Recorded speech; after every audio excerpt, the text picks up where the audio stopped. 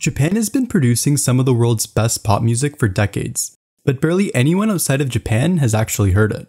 Artists like YOASOBI, Radwimps, and Nujabes have brought Japanese music to international audiences, but this up-and-coming singer is going to bring J-pop to the entire world like no one has ever done before.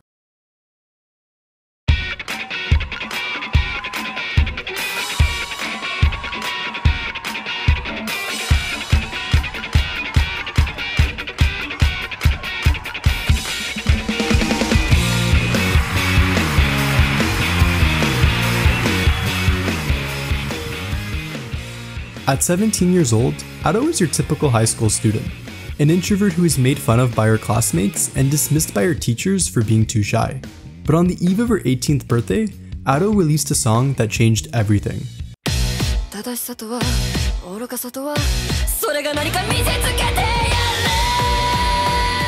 Ado's rise to the Japanese and global charts is just as unprecedented as it is impressive. Fast forward a few years, and she's done music for some of the biggest anime series, collaborated with one of the biggest K-pop groups, and completed a world tour that was record-breaking. But how did Ado, a girl who seemed destined to become another social outcast, rise from the deepest depths of self-loathing? This is a story of how Ado and her voice conquered not only Japan, but the entire world.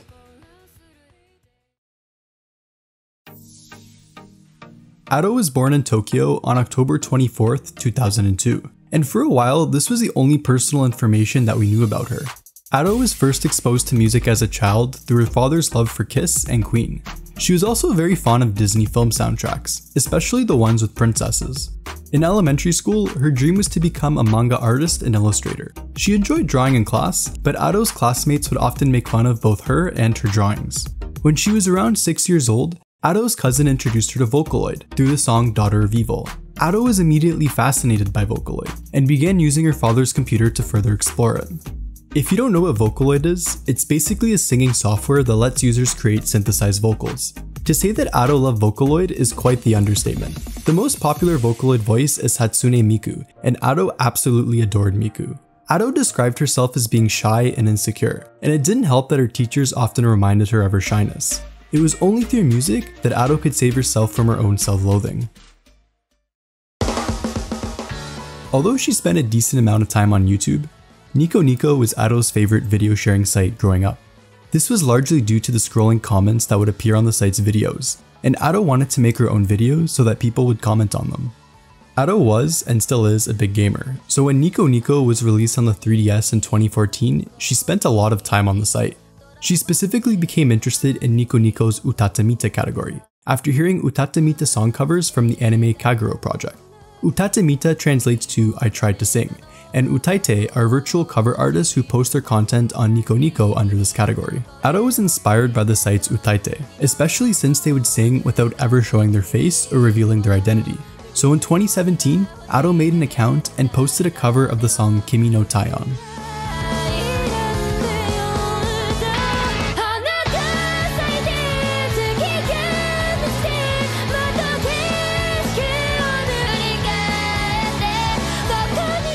The name she used for that account was Ado, and she got it from studying the Kyogen play Kaki Yamabushi in elementary school. Kyogen is a form of Japanese comedy theater that shows the daily life of ordinary people in the Middle Ages. In Kyogen performances, there are two types of actors, shite and Ado. She thought Ado sounded cool, and then later learned that shite means main actor, whereas Ado means supporting actor. It's hard to compete for attention on the internet. I would know this very well. But despite the discouragement Ado faced, she continued to post covers. Now you may be wondering where Ado was recording her covers, as she didn't have the money or resources to go to a studio or get fancy equipment. Well, Ado began recording in her room, and in spring of 2018, she created a recording booth in her closet by pasting paper and other soundproofing materials on the walls. Ado's lack of self-esteem made her worry about whether she could find a job after finishing high school. Ado has said previously that if she didn't become a singer, she would have likely become a NEET, which is someone who isn't in education, employment, or training.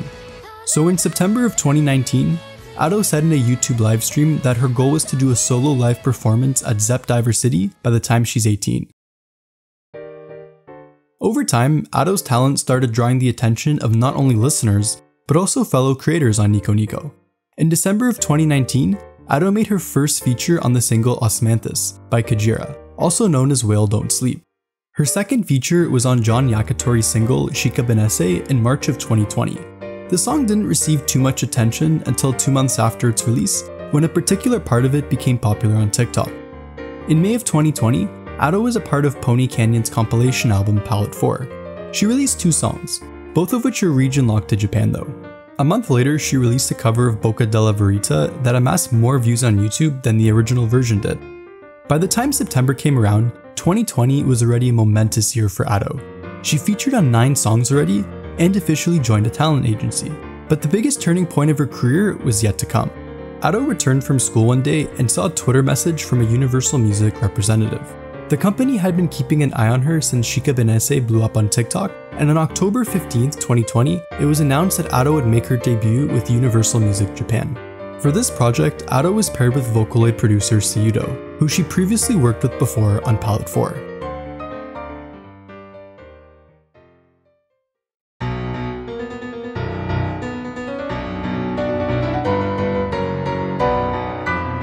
On the day before her 18th birthday, Ado made her major label debut with Usewa. The song topped nearly every Japanese music chart and peaked at number 41 on Billboard's Global 200. Seiudo did a phenomenal job with the song's composition and lyrics, whereas Ado put out one of her best vocal performances to capture the song's intensity and sheer anger. Usewa translates to shut up, and it was viewed as a youth anthem against Japanese society. Its lyrics depict a girl who's fed up with Japanese society and its work culture. From the start, this song is both bold and unapologetic with its message. Japan's opinion on Usewa was divided. One survey of 2,000 parents found that around 37% of them were against their children singing Usewa. Regardless of what you make of this song, Ado was at the forefront of both its popularity and lyrical message. By mid-November, Usewa had 5 million views on YouTube, and the number would increase to 100 million just 148 days after it was released. There's a ranking each year for the most trendy words in Japan, and Usewa came second on the 2021 list. Before moving on, I want to mention how great Ado's music videos are. Whether you're listening to Ado for the first, 900th, or even 100,000th time, you get the best experience when you're watching her music videos. Usewa's music video was done by Wuma, and the girl featured in it is Neima. All of the characters in Ado's music videos are usually named by their respective artists. You can even buy plushies of the characters that feature in the Ado cinematic universe. In the months following Usewa's release, the song got a piano version and a remix. Ado also did some other features that deserve some attention. Faking of Comedy is probably my favorite song that she's done alongside John Yakitori. And then there's Love Ka. This song is really distinct from every other Ado song I've heard before, and I would never guess it to be an Ado feature just based on hearing the first 30 seconds of it. On Christmas Eve of 2020, Ado released her second single, and boy was it another banger. Ready Made was made alongside Vocaloid producer Suri, and its lyrics and music video features some really cool baseball imagery. A month later, Ado made her first TV appearance through a phone interview with the music station. Now, I won't be talking much about the lyrics in Ado's music, however, one song's lyrics that I have to bring up is from her third single, Gira Gira.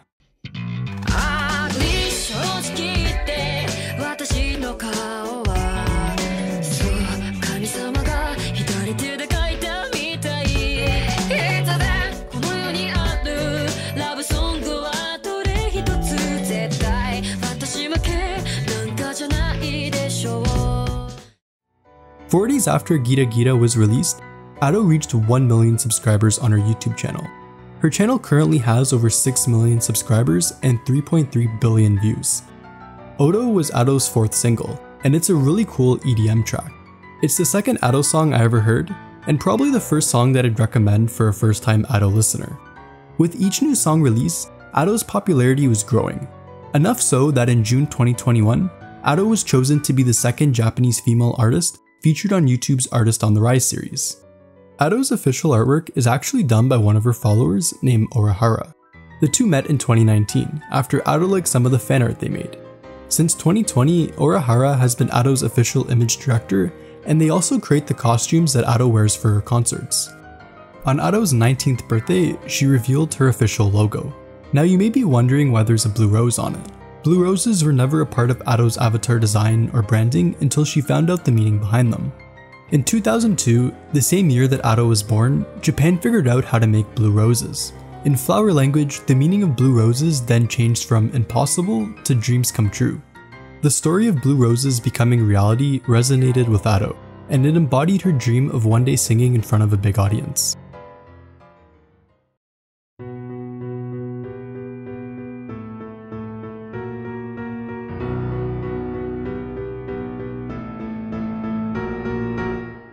"2022 was the most significant year of Ado's career, and it started off with the release of her first album Kyogen in January. The word Kyogen comes from the same type of Japanese theater in which Ado got her name from.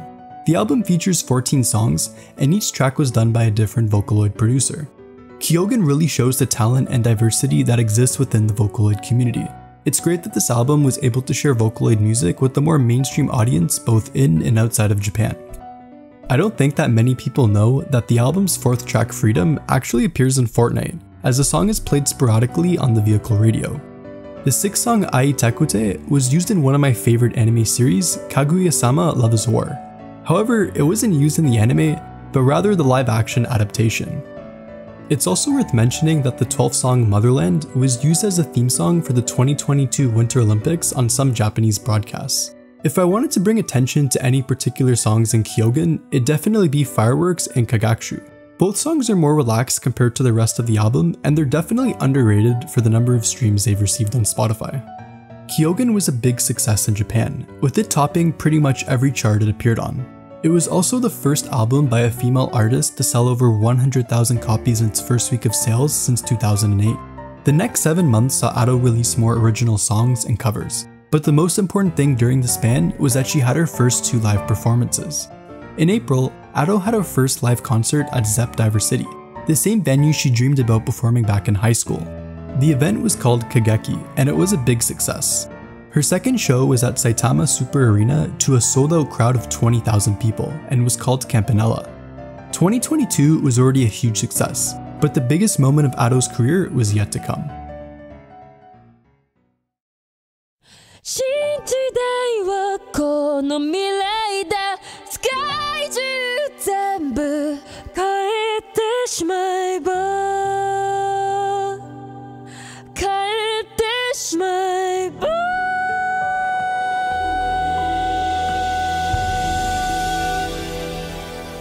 Nearly every top Japanese artist seems to be making anime music nowadays, and it was just about time for Ado to be a part of this group. But Ado didn't do music for some irrelevant seasonal show.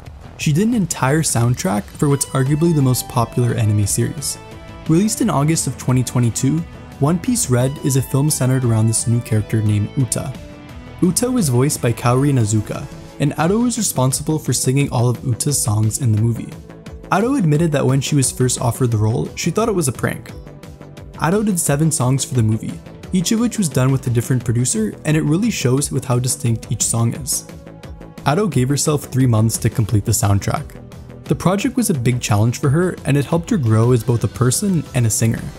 The most impressive thing was that Ado recorded all 7 songs before she even heard Uta's voice for the film's dialogue. One Piece Red became the 6th highest grossing film of all time in Japan, and this was in large part because of its incredible soundtrack. The movie's soundtrack album Uta no Uta was just as successful as the film. It was Japan's most downloaded album in 2022, and its opening song New Genesis became the first Japanese song to top Apple Music's daily top 100 global chart. The second track, I'm Invincible, is probably my favorite Ado song, but that's largely because it was one of the first Ado songs I binge listened to for a while. The third song, Backlight, really encapsulates that raw rage from Usewa alongside an awesome guitar riff from Vondi. There's even a few ballads on the album, and despite it being the first time Ado had sung in this style, they turned out amazing. The album also had a bonus cover of the One Piece song Binkesu no Sake. It didn't appear in the movie, and it definitely has a mixed reputation amongst fans. For myself, I think the song is pretty good beside the yo-ho-ho part. Uta no Uta helped Ado go from being an up-and-rising singer from Japan to one of the world's most recognizable Japanese singers. This led to Ado signing a new record deal with Geffen Records. This deal would exist alongside her existing one, and the goal was for her to release music in the US. Soon enough, Ado would even be performing internationally.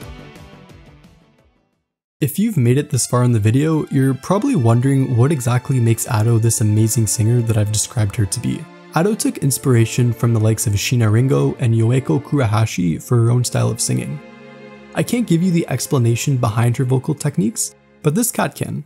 I'd highly recommend checking out their videos on Ato's vocals, or some other videos done by vocal coaches to really understand why Ato's so talented.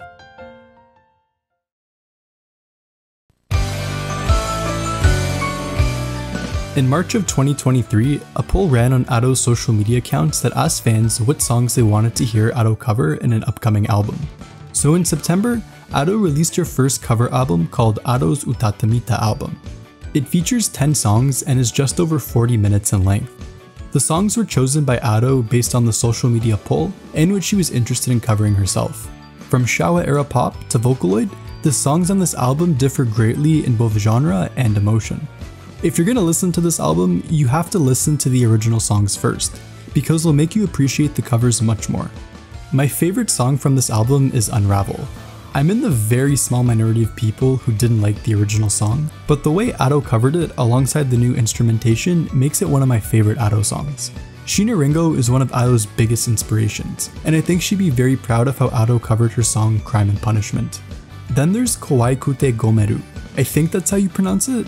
This is the ultimate Jimbro song, and I never thought Ato would be able to replicate the cute and feminine feel of it, but she did. Ato's Utatemita album was the 7th ranked album in Japan out of every album released in December 2023, and it was a fitting way to end what was another amazing year for our young Utaite. On Ato's 21st birthday, it was announced that she was having a world tour, and as you would expect, her fans went crazy, myself included. Now I didn't think Ato would come to Toronto, but I was still really disappointed to find out she wasn't coming. I looked into doing a New York trip for the sake of seeing her, but I couldn't even get tickets for the New York or Chicago show. Wish tickets sold out almost instantly. Even if you were in the queue for tickets long before they went live, you still weren't guaranteed to get them. The most unfortunate thing about this was that scalpers made sure to take advantage of this. One thing I found especially amusing was the plethora of memes online about Ato hating Singapore because she toured most major Asian countries excluding Singapore. The biggest concern with this tour was obviously how it would take place given Ato's choice to hide her identity. And what was the answer? A box. Where have we seen this before? It reminds me of a certain pink creature. Taking videos and photos during Wish concerts was prohibited, and for whatever reason, a lot of people thought this was a stupid rule and didn't follow it. Nevertheless, all of the 14 venues on this tour were performed to sold out crowds. And it goes to show how popular Ato is globally, and this tour has made her brand even more recognizable. Ato's second studio album Zenmu will be released on July 10th. Zenmu translates to Unfulfilled Dreams, and we already know 13 out of the 16 songs before it releases. The oldest song that appears in Zenmu is Ea no Akurui, which came out back in 2022. It's a really beautiful love song, and I consider it to be the most underrated Ato song. I'm a Controversy is one of the few Ato songs I really disliked at first. However, it really grew on me when I understood why the chaotic and messy nature of the song fits the lyrical message perfectly. I'm a huge fan of city pop and other retro Japanese music, so when I first heard All Night Radio, I knew I'd be binge listening to it for a while. I would love to see Ato make more music in this style, and the best thing about this song isn't even the music. It's the fact that before the official music video was released, Ato posted the song on YouTube accompanied by photos of Pad Thai. Show is by far the most popular song on this album, and it should stay that way after its release. It'll probably be her third most viewed video on YouTube soon enough. Show is most similar to Odo. I thought it was kind of overrated at first, but when I came to appreciate all the smaller details in the song, I understood why it blew up so fast. Show is also used as the theme song for Universal Studios Japan's Halloween campaign. My favorite song on this album has to be Himawari. This song is so gentle and warm. The lyrics are about showing appreciation for either a friend or lover, depending on how you want to think of it. It's also the theme song for this lesbian TV drama, which is pretty cool as well. Kura Kura marked Ato's return to doing anime music, and once again, she did an amazing job. It was the opening for the second season of Spy Family, and I remember binge watching the first season after finding out Ato was going to do the second OP. What I really like about Kura Kura is that it not only fits the Spy Family vibe perfectly, but it's also a good standalone song. There's also a song called Chocolate Kadabra that was used for the 60th anniversary commercial of Lotte Well Food. Lastly, I wanted to mention how the music video for Value was done entirely on an iPad. I don't think Zanmu will be received better than Kyogen or Uta no Uta, but I do think it'll top most of the Japanese charts that it enters. LeBron James. Scream if you love Auto.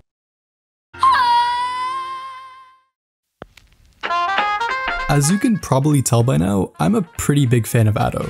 So in this section, I'm gonna go over Ado related stuff that I haven't mentioned already that'll give you a glimpse of the iceberg that comes with being an Ado fan.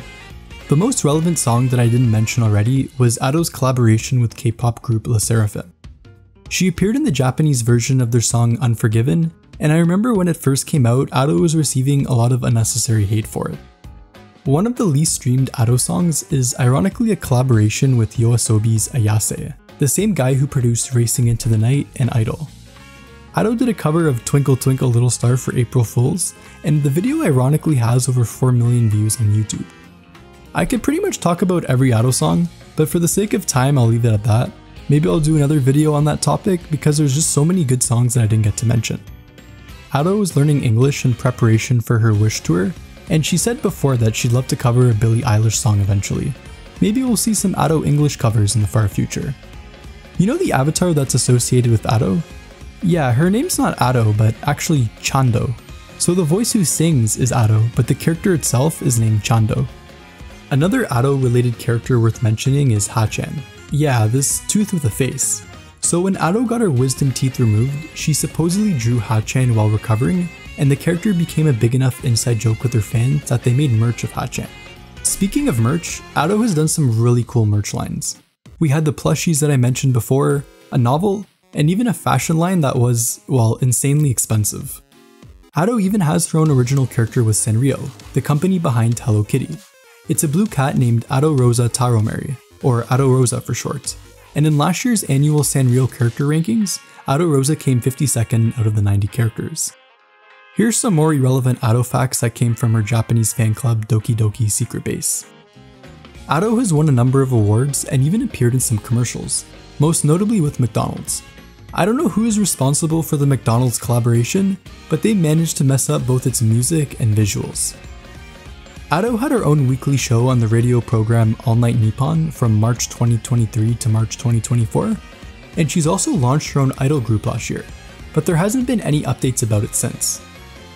If you couldn't guess already, Ado's a big fan of anime, and there's even a list of her 20 favorite series if you want some new show recommendations. Ado apparently has a Hatsune Miku shrine in her room, and who could blame her for wanting one?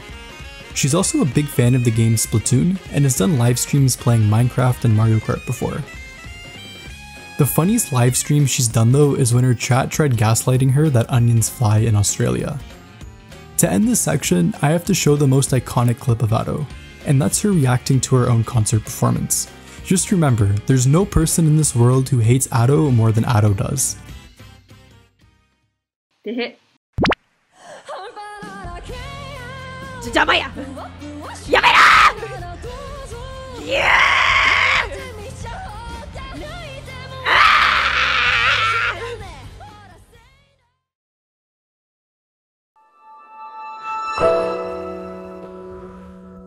Within 7 years, Ado went from recording covers in her closet to becoming one of Japan's most recognizable music figures. Despite the lack of belief from her parents, friends, and teachers, Ado chose to keep believing in herself and pursue the one dream that gave herself purpose. It's rare to see a singer reach Ado's level of fame and still hold on to the same ideals and humbleness that they had starting out. Could we see Ado follow in the footsteps of artists like Eme, who eventually revealed their identity? I don't think so. Ado has expressed her desire to stay as an utaite for as long as she sings. In the next decade, Ado will undoubtedly be one of the biggest artists to bring J-pop to a bigger global audience, and to do that faceless is even more impressive. So what's next for Ado?